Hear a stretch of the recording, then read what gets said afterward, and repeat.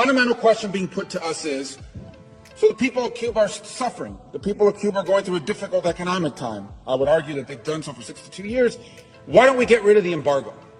It would make life easier for them. And I want to address it.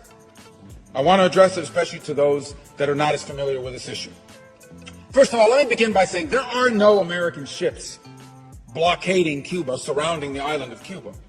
In fact, Cuba, frankly, does not have an embargo in the way people think. Cuba trades with the whole world.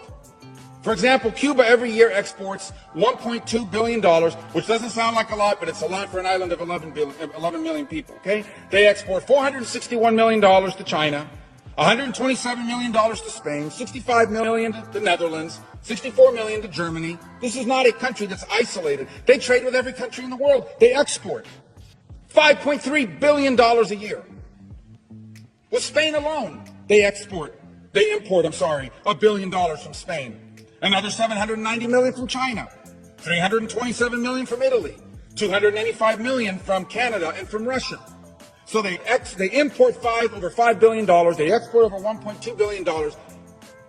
Cuba is not isolated. They trade with every country. This regime trades with virtually every country on the planet. You know who else they trade with? The United States of America. Cuba trades with the United States of America. They import almost $280 million a year, almost as much as they do with Canada and Russia. And no one accuses Canada and Russia of having a blockade on Cuba. 66% of the chicken that's eaten in Cuba, which is the staple protein in Cuba, comes from the United States. Half their soybeans come from the United States. There is only one blockade in Cuba, and it is the blockade that this regime has imposed on its people. Now, yesterday, the president announced, or the White House announced, they're going to stand up some remittances group to try to figure out how do we make it easier for relatives to send money to their relatives on the island of Cuba. Well, that work group's going to not have a long time to meet. They're not going to have to meet for very long because U.S. law allows that now. It is not illegal to send money to your relatives in Cuba. The only thing that's prohibited is you can't send the money through this bank that the Cuban military set up in Panama. That's the only thing that's prohibited. And to the extent money can't reach the people of Cuba is because they refuse to allow anyone other than that bank to do these remittances. And by the way, they prohibited depositing dollars. Here's how it works for them. You send your relative $100, they take 10% of it, then they take the dollars, they don't let them deposit it, they pocket the dollars, and they give them this worthless Cuban currency. So they have the dollars, so they can buy things for themselves and on the global market. So the blockade, to the extent that there's something that's preventing remittances directly to the Cuban people, it's not U.S. policy, it's regime policy. They're the ones that need a work group. How about this argument that there's a blockade on travel? If only more American tourists could go to Cuba.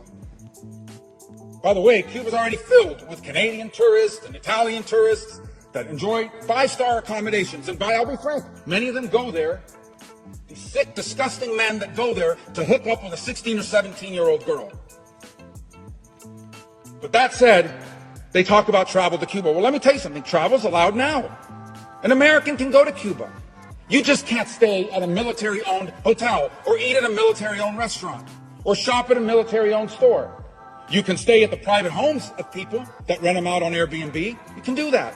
You can eat at a restaurant that's owned by a private person. You can shop at stores that are owned by private people. The reason why they have nowhere to stay, nowhere to eat, and nowhere to shop is not U.S. policy. It's that the Cuban regime won't allow privately owned hotels, privately owned shops, privately owned stores. They won't allow it. Privately owned restaurants. They're the ones that have a blockade on travel, not the United States. What about medicine? That's another thing they put out there. This is so cruel. We don't allow medicine in. Do you know what the Cuban regime announced last week? This is what they announced on their national television. We are going to lift the ban on the importation of medicine. What? You mean there was a Cuban ban, a regime ban on importing medicine? Yes, there was. They're the ones that weren't allowing medicine in.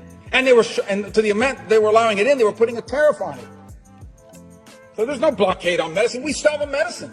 And you can donate medicine, unlimited amounts under U.S. law. If there's a blockade on medicine, it's the regime's blockade. The other one I hear is the internet. I support the internet. Why don't we allow, I heard somebody say this to me yesterday, why don't we allow American companies to go and provide internet? Then they would have internet. It's the embargo. And these people don't know what they're talking about. They literally are just parroting stupid, ridiculous talking points. Because the law on the U.S. and trade with Cuba specifically exempts telecoms. AT&T, Verizon, Sprint, every American telecom can go into Cuba tomorrow and offer phone and internet service. You know why they can't? Not our law. It's the Cuban regime, because they want to control that. And you see a pattern here. Blockade on travel. Blockade on private ownership of business. Blockade on bringing in medicine. Blockade on bringing in money. Why?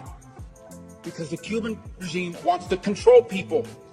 They don't want an individual Cuban to have a paycheck that they earn for themselves. They want what little you have to come from them. Because if you don't do what they tell you, they can take it from you. That's what they want. They don't want you to have internet companies offered by AT&T and Sprint and Verizon and anybody else, because they want to be able to shut it off when you're saying things they don't like and things against them. Same with medicine. They use all of these things as a tool. It's hard to fathom because we live here, but they use all of it as a tool. You want medicine? Are you posting stuff on the internet? Are you saying things against the regime? Are you speaking out? Are you not participating in these acts of repudiation that we force people to do? Because if you don't, you're not going to get your medicine. And they certainly don't want the cash flowing around. They don't want independent ownership. They don't want the people of Cuba to have liberty. This is all about control. All about control. And by the way, in the law that codified the embargo, it has a clause that automatically triggers the end of the embargo. You want to know what this tough standard is that's in the law?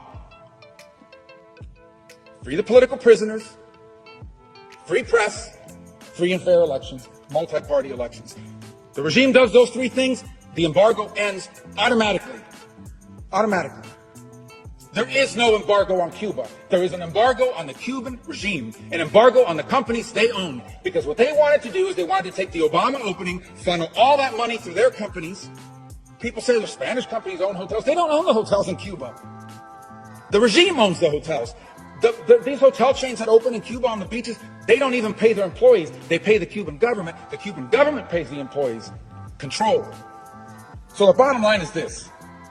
Anybody who stands up and says, there's an embargo, there's a blockade by the United States and it's cruel and it's causing all these policies, is one of two things. They don't know what they're talking about and they're just parroting some talking point, or they're liars. That's the only two options. This is not about an embargo. The people of Cuba did not take to the streets, did not have their head cracked open, did not have their kids arrested and put in jail, mothers who tomorrow plan to march in Cuba because they don't know where their children are, arrested, they don't know where their kids are. They broke into homes, they grabbed 16-year-old boys, they gave them a bat, they said, you're going halfway across the country to beat people up in the street. They didn't stand up against all those things because of an embargo or because they wanted remittances. They stood up because they wanted liberty. Libertad. That's what they wanted. That's what they're telling us. Why don't we listen to them? They told us what they want. They want libertad, they want liberty. And if there are any people on this earth that should understand that, it should be America.